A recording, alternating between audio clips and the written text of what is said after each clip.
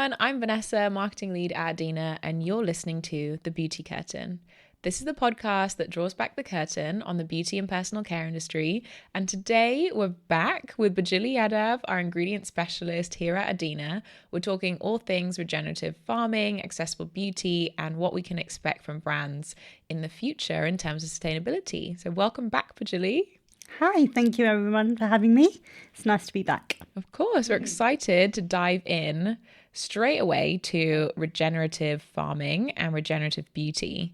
So this was a big trend that we wrote about in our trend report, and I'd love firstly if you could explain a little bit about what regenerative farming is. Regenerative farming is generally more associated with food industry, although we are talking about it now in the beauty space. People associate it more with food because that's essentially where all of our food comes from. But the reason why it's become more and more important is because the UN actually, I think there's only 60 harvests left until all the topsoil is gone, and that can really shift and change a lot of things in the agricultural world. So regenerative farming is about finding more sustainable ways in which we can do farming. So taking it back to nature, looking at ways in which we can get Mother Nature to do its best. So it comes down to sort of bees doing their thing. Jeremy Clarkson, did you watch the Clarkson's Farm? I haven't seen it, but tell me about it. So on Clarkson's Farm, he was talking about ways in which he could go back to more regenerative farming, and he basically bought a bunch of chickens, also bought a bunch of cows, and essentially when the cows did their business, he let the chickens roam free around on the farmland, and then what that does is the chickens are just casually spreading all of the cow dung, and that's remineralizing the soil with some goodness. So what are the food industry doing about this? As you said, this is a food industry issue mainly. So kind of have any of the industry leaders done anything so far? Yeah, so you may have seen or may not have seen that McCain's have actually pledged to do more regenerative farming, and that by 2030 that they will only operate in regenerative farming practices. So there's an advert that they put out. There's one in the UK, but the one in the US is particularly cringeworthy. But it has an actress on there who I don't know who she is, but she talks about coming back. So I don't know whether it's a play on words between regenerative farming and topsoil coming back, or whether there's something else in it. So if anyone knows who she is, please tell me, because it just seems like a really weird comment.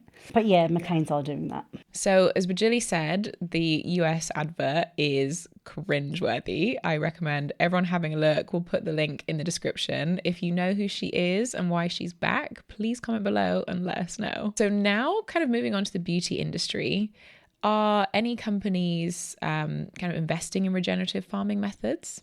Yes, we've actually seen a few players already in this space. So Natura & Co, which is the parent company of The Body Shop, have actually invested quite a large amount of money in regenerative farming solutions. It's about 100 million, I believe. And they're looking at ways in which they can reduce their synthetic chemicals, look at more ways of producing natural ingredients without deforestation. So a lot more kind of focused around regenerative farming. There's also a brand called Davines. They actually partnered with a company called Rodale Institute. So Rodale Institute is a non-profit association which helps support small to medium-sized farms and encourages them to look at specialty crops and food avenues looking at regenerative farming practices. And also another brand to mention is Lush. So I mean, Lush, when we talk about sustainability, they tend to go quite hand in hand. People know how good they are at sustainability, but they actually have a range of perfumes looking at regenerative farming, and each of the perfumes have a different fragrance or a different key scent or key note that contains an ingredient taken from regenerative farming practices.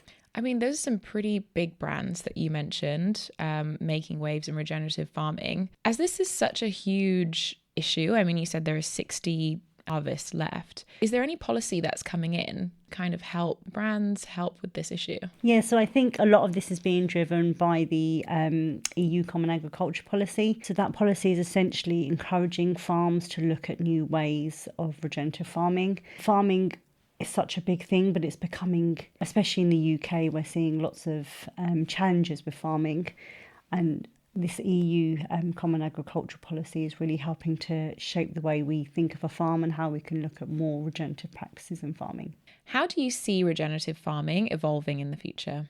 Because it's such an important topic, I think with the grants that the EU Common Agricultural Law are giving, we're going to see more and more of a push on farming to move that way. We're also going to start seeing bigger players within the food industry looking at this. I mean, McCain are already talking about it, and I believe Pepsi have some kind of initiative, and so do Microsoft. So the more and more of the bigger players that get involved in this, the more it's going to be spoken about and the more it's going to be understood, essentially. That's going to start driving things from a personal care point of view, because it's usually a trickle down effect with a lot of these things. They start off in one industry and then they trickle down to another. The push in terms of the cosmetic industry is that a lot of the ingredients, especially if you are going down the sustainable route, is natural. They do come from the earth. And people know that obviously palm free doesn't necessarily mean good, because although you're no longer using palm, you're then using coconut, which is just moving the problem from side to side. So I think regenerative farming becomes important because it's looking at diversity and how we can really help to enrich our soil to give us the best of the natural ingredients. Now, another micro trend that's really important in our trend report this year is accessible beauty. So we all know inclusivity has come on leaps and bounds in the past few years. The struggle, in the past to find a foundation as a person of color to match your skin was a struggle, but now we see brands like Fenty Beauty with huge ranges of colors. But I feel like we haven't seen the same evolution in the accessible space. What are we seeing from brands in order to tackle this issue? Vanessa, you are 100% right on the whole foundation struggles. I remember looking back at pictures of my 15-year-old self and cringing at how bad my foundation was. But thankfully, the industry has moved on. And as you mentioned, the accessible space is still a little bit untapped.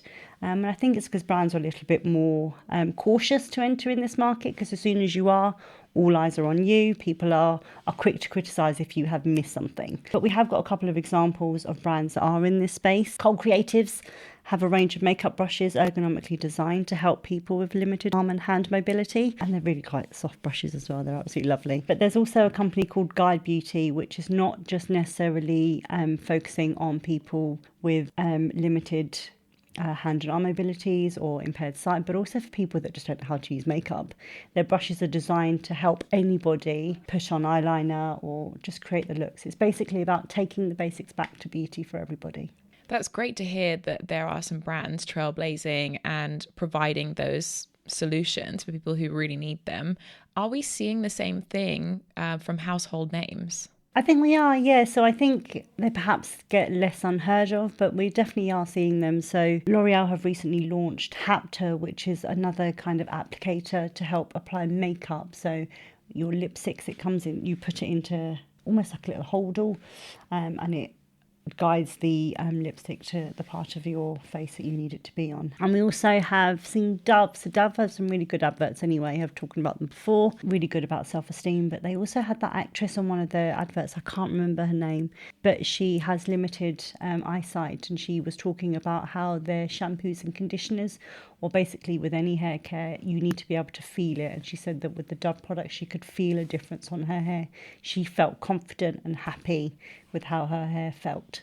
And it's just nice to see that they're including people with limited sight in their adverts as well and creating a conversation around it. Talking about the feel of her hair and how that's really helped her, what can people do in terms of formulating to maybe formulate for more accessible products? There's many ways in which you can look at providing things like that. I mean, when it comes down to limited sight, it is going to be more around the touchy-feely things, how nice it feels, how lovely it smells. Those types of textural ingredients are going to really play key in these types of things, and scent as well is always also very important. And also on packaging, because obviously when people go into store, they can't necessarily open a box and just smell it. Having sort of braille on packaging really helps people with limited sight to be able to know what they're picking up and understand what the claims are, and also makes them feel like this product is targeting them. So do you think all brands need to do more in this space? 100%. I feel like there was a time when brands were, but I also feel like I can't see it so much anymore. I mean, on medicine, it's key. Anytime you pick up a medicine box, you can feel some kind of braille writing. But in cosmetics, unfortunately, it's just not there yet. And I feel like we could be doing a lot more in this space. For sure. I agree. I feel like everyone should have the opportunity to, look good and feel good. Yeah. And so I really agree that that's very important. But we are seeing other industries make waves, I want to bring up Barbie. So we actually had model Ellie Goldstein comment on our Instagram, which was very exciting. And it looks like Barbie are making waves in this space. So can you tell me a bit more about this? Yeah, sure. So Barbie over the years have evolved. So when I was young, all you could see was a blonde, blue-eyed Barbie, completely worlds apart from me. But as the years have gone on, they've started introducing a variety of different Barbies, not just with different skin tones or hair colours, but also with different job titles and sort of career roles as well. So before, they're always quite feminine and always had dresses and things. Now they're showcasing more diverse Barbies. But they also have just recently launched their first ever Barbie with Down syndrome. And I believe she was the spokesperson for that particular launch of Barbie. Yeah, I can tell you firsthand that representation is very important. I remember getting my first Mel B Barbie. And for the first time, I was like, wow, Barbie looks like me. Yeah. So it really is important. But to round up this section, what are we going to see from brands in terms of sustainability, accessibility, all of the topics that we've covered today in the future? I mean, sustainability is always going to be important. I don't think we can correctly call it a trend. I think it's going to be a movement that we're going to see across the entire industry. You either love it or hate it, but it's there. And in terms of just having sustainable checkboxes is never going to be enough now. You are going to have to be pushing, providing more information essentially so that people can trust what they're purchasing. And there's different ways in which we can look at doing that. So plastic tax. The UK introduced plastic tax, and that is now forcing bigger brands to look at alternative packaging for their products. Food industry in particular, Mars bars now should be available in paper packaging, and it's just kind of pushing the movement forward. There's also collaborative efforts, I think, is going to be key in this particular space. There's a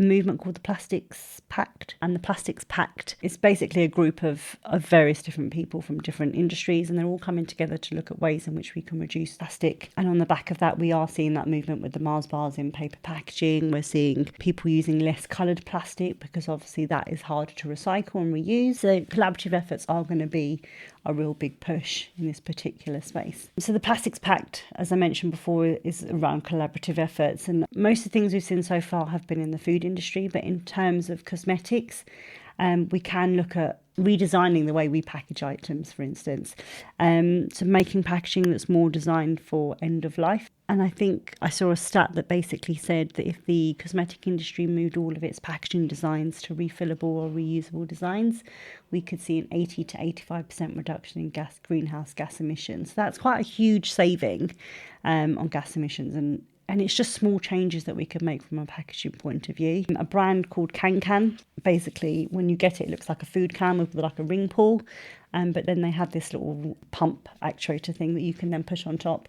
You can screw it on, put it on top, and then it's there for life. Then when you finish, this can is actually recyclable, so you can just put it in your normal recycling at home, and then they can send you another can, and you literally just take this off and pop it on your next one. So it's a really nice way of people still being able to use products in a nice, easy, simple to use way, but still getting the best out of packaging. All of what you've just said is really important for brands to understand.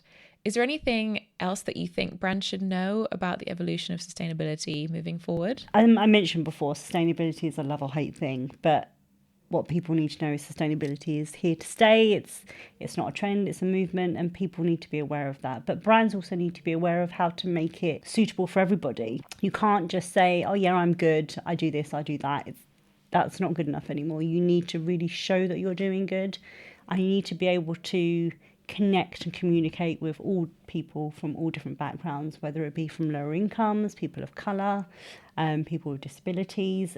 Like, brands need to be showing that they are inclusive of all types of people, and I think that will help resonate home a lot more. Wow, what a great message, and I think a great place to stop today. Thank you so much, Bijilly, for joining us again on our podcast. Thank you for having me.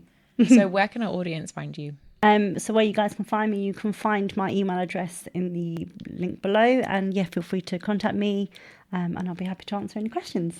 Thanks so much again, Bijilly. And thank you, Harrison, for producing this podcast. Thank you so much, all of you, for listening. All additional information will be in the link below. Don't forget to like, subscribe, follow, and we'll see you in the next episode.